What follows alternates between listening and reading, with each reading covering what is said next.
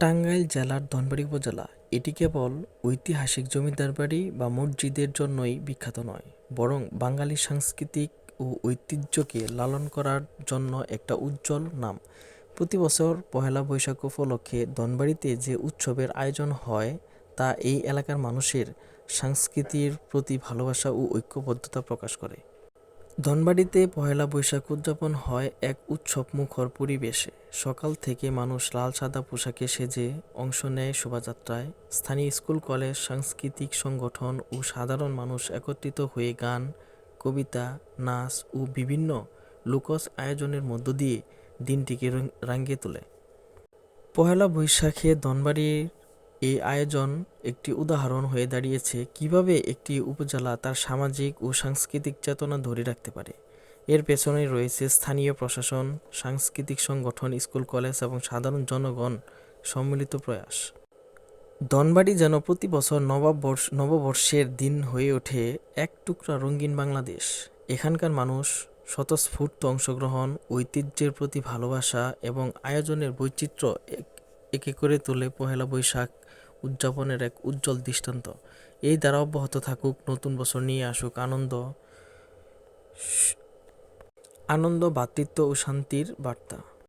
বৈশাখী মেলা সম্পর্কে আমি কিছু কথা বলতে চাই। সেটা হচ্ছে, বৈশাখী মেলা হচ্ছে বাঙালি প্রাণের উৎসব। এখানে আমরা ফিরে যাই আমাদের শেকড়ে, নিজের সংস্কৃতিকে আপন করে নেই। পহেলা বৈশাখ মানে শুধু নতুন বছর নয়, বরং নতুন আশার আলো, মিলন মেলা আর এক বিশাল সাংস্কৃতিক উৎসব। বাংলা নববর্ষ মানে বাঙালি প্রাণের স্পন্দন, আর সেই নববর্ষের সঙ্গে অঙ্গাঙ্গিকভাবে জড়িয়ে আছে বৈশাখী মেলা। এই মেলা শুধু একটা বিনোদনের মাধ্যমে নয়, এটা হলো বাঙালির সংস্কৃতি, ঐতিহ্য আর ইতিহাসের জীবন্ত প্রকাশ। আজকের এই আলোচনায় আমি বলবো কেন এই মেলা একটা গুরুত্বপূর্ণ আমাদের জীবনে, সমাজে ও সংস্কৃতিতে। আমরা যারা আজ শহরে বড় হচ্ছি, তারা অনেক সময় ভুলে যাচ্ছি আমাদের গ্রামের সেই মাটি, সেই গ্রাম, সেই মানুষগুলোকে।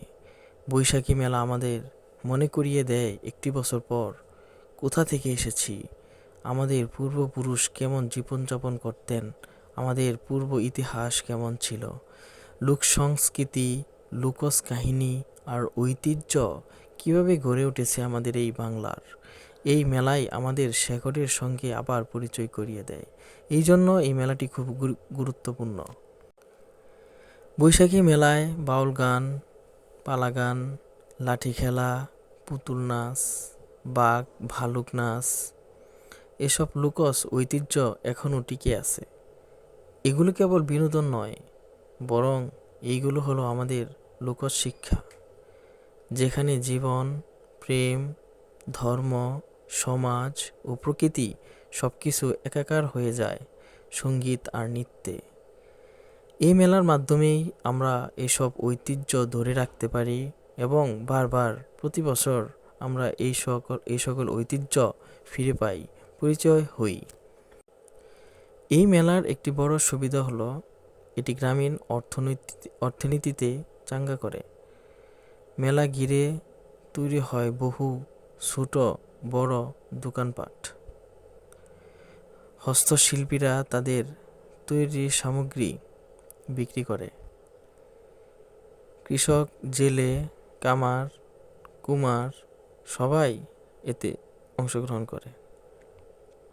এর ফলে গ্রামীণ পণ্য বাজারে তৈরি হয় এবং স্থানীয় অর্থনীতিতে গতি আসে। চঞ্চল বৈশাখী মেলা মানেই একটা বিশাল মানবিক মিলন মেলা। এখানে ধর্ম, বর্ণ, বয়স, পেশা সব ভেদাভেদ ভুলে মানুষ একত্রিত হয়। গ্রামের সবাই একসঙ্গে আনন্দ ভাগাভাগি করে নেয়। শহরের বন্ধুরা দল বেঁধে মেলায় যায়, মেলার ঐতিহ্য ধারণ করে। শিশু থেকে বৃদ্ধ সবাই খুঁজে পায় খুশির মুহূর্ত। এই একতাই আমাদের সমাজকে শক্তিশালী করে তোলে। বর্তমান প্রজন্ম মোবাইল, ট্যাব, ইউটিউবের জগতে বেড়ে উঠেছে। এরা গেমিং, প্রসেসর, বিভিন্ন অনলাইন প্ল্যাটফর্ম নিয়ে ব্যস্ত। তাদের মাঝে আমাদের একটা নিজস্ব সাংস্কৃতিক তুলে ধরা প্রয়োজন, আর সেই দায়িত্ব নিতে পারে একমাত্র বৈশাখী মেলা। এই মেলার মাধ্যমেই আমাদের সেই বাঙালির ঐতিহ্য, পূর্বপুরুষের ঐতিহ্য, বাঙালির যে একটা ইতিহাস, সেই ইতিহাসটা তাদের মাঝে পৌঁছে দেওয়া যায়, তাদেরকে দেখানো যায়, জানানো যায় একমাত্র এই বৈশাখী মেলার মাধ্যমে। এই মেলা এই জন্যই আমাদের কাছে খুবই গুরুত্বপূর্ণ হয়ে উঠেছে।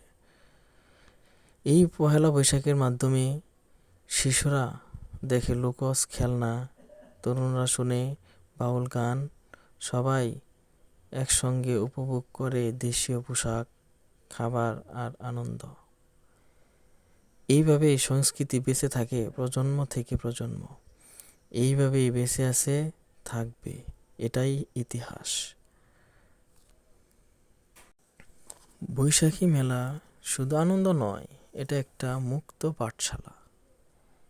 এখানে মানুষ শিখে সহনশীলতা, এখানে মানুষ শিখে সৌন্দর্যবোধ, এখানে মানুষ শিখে ভ্রাতৃত্ববোধ, এখানে মানুষ শিখে সংস্কৃতি, এখানে মানুষ শিখে কৃষ্টির মূল্য।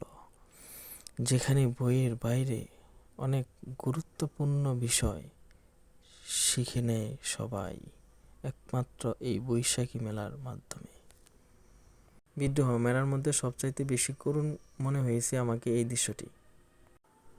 উনি খুবই অসহায়, তাই আমি আসলে মূলত এই ভিডিওতে ওনাকে ধারণ করেছি, কারণ ওনার এই চিত্রটা দেখে আমার অনেক খারাপ লেগেছে। আসলে এত যেখানে মানুষ আনন্দ, হাসি, ঠাট্টা ইত্যাদি নিয়ে ব্যস্ত, সেখানে এই লোকটি কি অসহায় অবস্থায়, এটা দেখে আমার খুব খারাপ লেগেছে, যার জন্য আসলে মূলত আমি ওই স্ক্রিনটা ভিডিও ধারণ করেছি।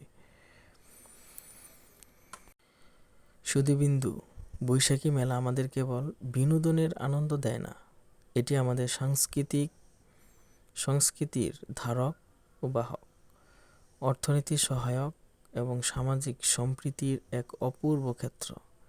তাই আমাদের সকলের উচিত এই মেলার গুরুত্বকে উপলব্ধি করা, এই মেলায় অংশগ্রহণ করা এবং আমাদের ভবিষ্যৎ প্রজন্মকে এর সঙ্গে পরিচয় করে দেওয়া। পয়লা বৈশাখ বাংলা নববর্ষের প্রথম দিন, বাঙালি সংস্কৃতির এক উজ্জ্বল প্রতীক। এই দিনটিকে কেন্দ্র করে এই দেশের নানা প্রান্তে আয়োজিত হয় বৈশাখী মেলা, একটা প্রাণবন্ত উৎসব যা শুধুমাত্র বিনোদন নয়, বরং আমাদের শেকড়, ঐতিহ্য, সংস্কৃতিকে নতুন করে উপলব্ধির সুযোগ করে দেয় এই বৈশাখী মেলা। এই মেলা শহরে গ্রামে দুই জায়গাতেই অনুষ্ঠিত হয়। শহরে যেমন বাংলাদেশের ঢাকার রমনা পার্ক, সোহরাওয়ার্দী উদ্যান, টাউন হল, মাঠ, বিশাল আয়োজন হয় এইগুলাতে। তেমনি গ্রাম অঞ্চলের দিকে বিশেষ করে স্কুলের মাঠগুলোতে, খেলার মাঠগুলোতে, পুকুর পাড় বা হাটের যে জায়গা থাকে, খালি জায়গা বা পতির জায়গা, সেই সকল জায়গাগুলোতে হয়ে থাকে। চারদিকে লাল সাদা রঙের ঝলর, বর্ণময় বেলুন, কাগজের ফুল, আলপনা আর মাইক থেকে ভেসে আসা লোকগানের সুর, সব মিলে তৈরি হয় এক উৎসব মুখর পরিবেশ। সর্বশেষে আমি বলতে চাই, সবাইকে উদ্দেশ্য করেই বলতে চাই, সবাইকে নিয়েই আমি বলতে চাই, আসুন আমরা সবাই মিলে আমাদের এই বৈশাখী মেলার যে গৌরব, সেই গৌরবকে বাঁচিয়ে রাখি, আর নতুন বছরকে শুভেচ্ছা জানাই। একে অপরের সঙ্গে আনন্দ ভাগাভাগি করে নেই। আমরা আমাদের সেই পূর্বপুরুষের ঐতিহ্যকে বাঁচিয়ে রাখি বৈশাখী মেলার মাধ্যমে। তাই সবাইকে আবারও জানাই শুভ নববর্ষ, বাংলার শুভ নববর্ষ, বাংলার শুভ নববর্ষ। আসসালামু আলাইকুম।